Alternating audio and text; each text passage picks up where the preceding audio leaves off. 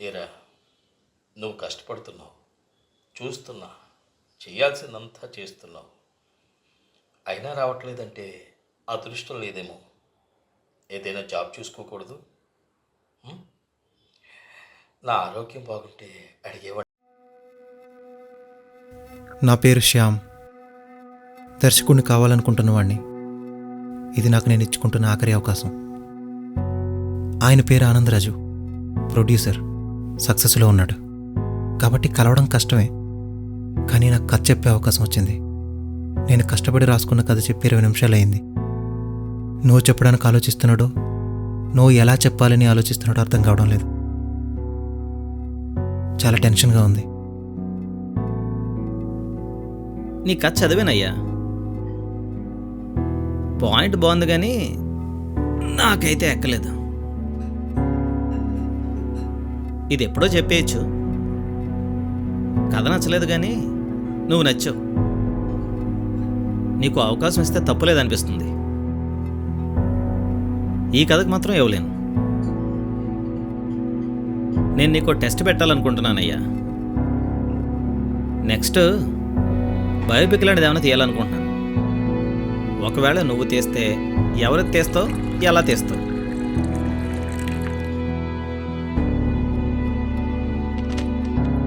ఇక్కడ ఇడ్లీ బాగుంటుంది, ఓ plate order చెప్తాను. అది వచ్చేలోపు ఆలోచించుకొని తినేలోపు చెప్పే. నేను హైదరాబాద్ వెళ్ళేలోపు నా డిసిషన్ చెప్తాను. కథకు కావాల్సిన ఆలోచన మెదడే ఇచ్చినా అనుభూతిని మాత్రం మనసు నుంచి తెచ్చుకుంటుంది. కానీ నా మనసు ఏవేవో ఆలోచనలతో నిండిపోయి మెదడికి పూర్తిగా సహకరించడం లేదు. అందువల్ల ఎన్నో ఆలోచనల మధ్య ఏ ఆలోచన చెప్పాలో తెలియక ఏమీ చెప్పకుండానే ఉండిపోయాను. ఏంటి 15 నిమిషాలు నీకు ఒక్క ఐడియా కూడా రాలేదా? అవకాశం ఇచ్చినప్పుడే వాడుకోవాలయ్యా. నా అసమర్థతని అదృష్టం మీదకి నెట్టేలేను. కాలం అవకాశాలను మాత్రమే ఇస్తుంది. అందిపుచ్చుకోవాల్సిందే నువ్వే. ఇక ఈ నా కథలు కాగితాల్లో చూసుకోవాల్సిందే. కాగితాల్లో మాత్రం ఎందుకు, గోదట్లో కలిపేస్తాను.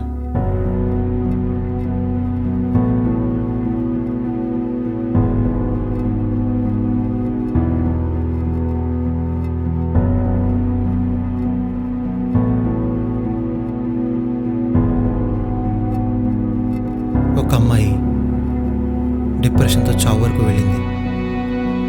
ఒక మంచి మనిషి అండతో ఇప్పుడు కొన్ని లక్షల మందికి జీవితాన్ని ఇస్తుంది. ఆవిడ కథ చెప్తాను సార్. నేను నాకు టైం లేదయ్యా. సిగరెట్ కాల్చేలోపు కథ చెప్పేస్తాను సార్. క్యాన్సర్ వచ్చే వరకు ఆలోచించుకుని డిసిషన్ చెప్పండి, నో ప్రాబ్లం.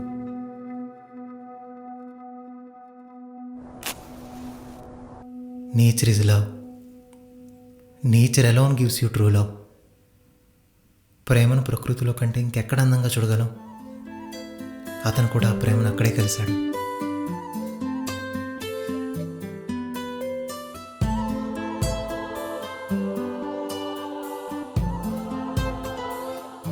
బ్రహ్మగిరిలో మెరిసిన బంగారంలా కనిపించింది. పాపికొండల్లో పూసిన మందారంలా అనిపించింది.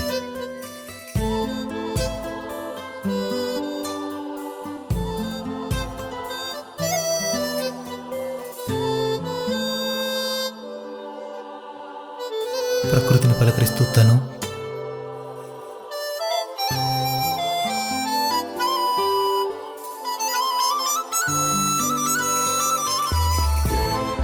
తన అందాలకు పులకరిస్తూ అతను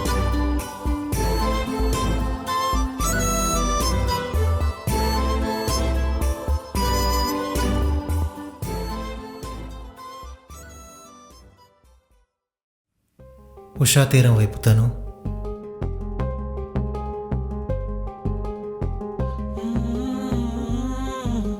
ఆలోపే ఆకట్టుకోవాలని అతను.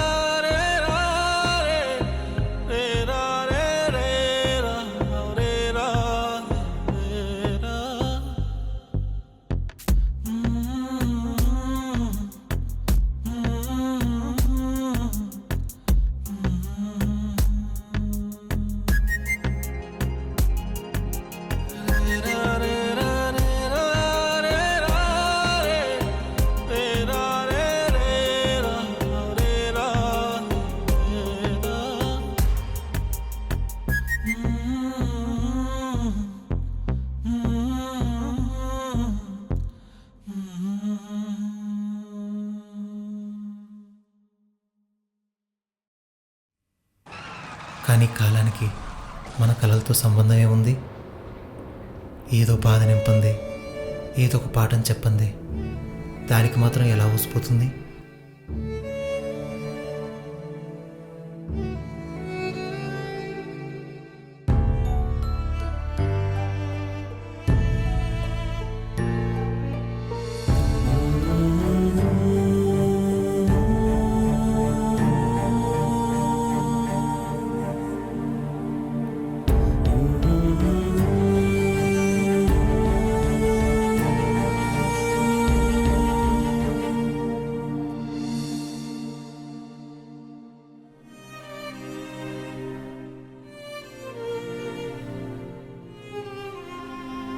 అతను అందరిలా జాలిపడి జారుకునే రకం కాదు, బాధపడే మనసుని మార్గం మళ్లించే మహర్షి. నీ అందం ఆనందం చూశాను, భయం బాధ కూడా చూశాను. ఇప్పటి వరకు నేను నీకు తెలీదు, కానీ నన్ను నమ్ము. ఇక ముందు నువ్వు నన్ను మర్చిపోలేవు. ఆరంభం గొప్పగా ఉంటే సరిపోదు, అంతం అంతం నుంచి ఉండాలి. నీ చివరి క్షణంలో కూడా ఆనందం నిండిగా చేస్తా. నన్ను నమ్ముతావా?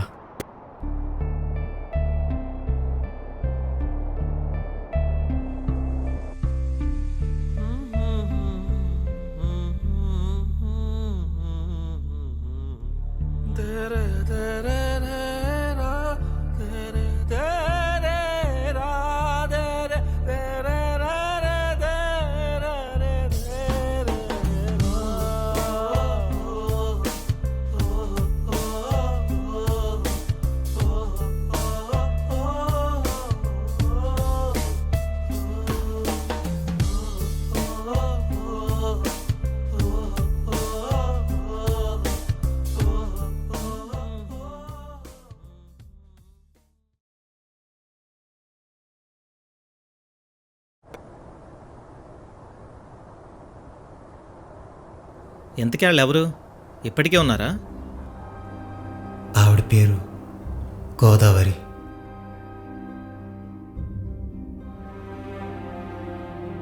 అతని పేరు సర్ ఆర్థర్ కాటన్.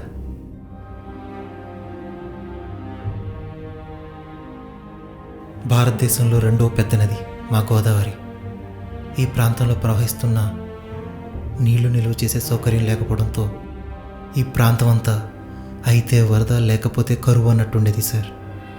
అప్పుడు వచ్చాడు సార్, దైవం మనుష్య రూపేణ అన్నట్టు, ఏదో జన్మలో రుణాన్ని తీర్చుకోవడానికి వచ్చినట్టు British engineer sir Arthur cotton.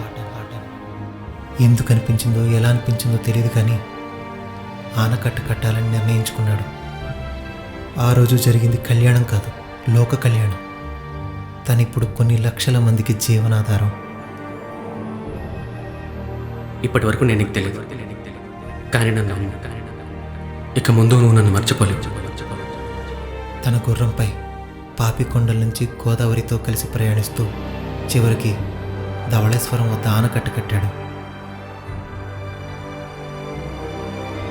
ఇప్పుడు ఈ ప్రాంతాన్ని రైస్ బౌల్ ఆఫ్ ఆంధ్రప్రదేశ్ అని కీర్తించిన, కడియం నర్సరీ ప్రపంచ ప్రఖ్యాతిగాంచిన అంతా ఆయన చలవే, ఆయన చొరవే. గోదావరి జిల్లాలో పుట్టి పెరిగిన వాళ్ళం సార్. మాకు గోదావరికి మించిన బయోపిక్, కాటన్కి మించిన హీరో ఉండడు. నేను ఈ ఏరియాలో పుట్టి పెరిగినోడినేనయ్యా. తీయడానికి ఎంతకన్నా మంచి బయోపిక్ ఏముంటుంది? నువ్వు స్టోరీ రెడీ చేసుకుని ఆఫీస్కి వచ్చే చెప్తాను.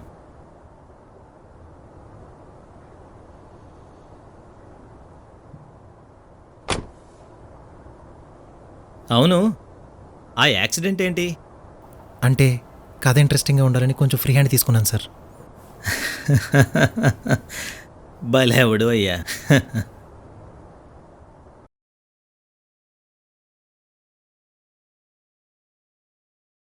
నిత్య గోదావరి స్నాన పుణ్యదోయో మహామతి స్మరామ్యాంగ్లేయ దేశీయం కాటనుంతం భగీరథం. మాకు గోదావరి నదీ స్నాన పుణ్యాన్ని కలిగించిన అపర భగీరథుడు ఆంగ్లదేశీయుడైన కాటన్ దొరగారిని ప్రతి నిత్యం స్మరించి తరిస్తున్నాం.